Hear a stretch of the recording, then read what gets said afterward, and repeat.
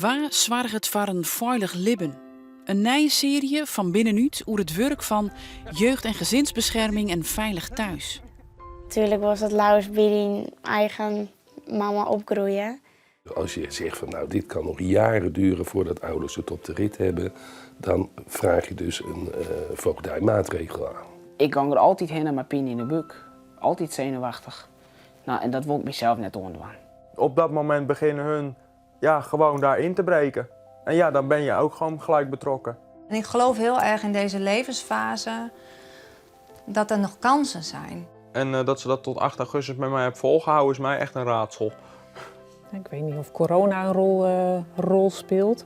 Gewoon, het kan ook zijn dat daardoor de spanning in het gezin oploopt. Of dat er dingen gebeuren die anders niet zouden gebeuren. Maar altijd inderdaad gewoon net lukt. En voor haar ik te volle werk eigenlijk is, omdat het haar gewoon echt net lukte, is dit uiteindelijk gewoon de beste keuze geweest. Van binnenuit. Van maandje 8 maart al alle mandies te zien bij Omroep Friesland.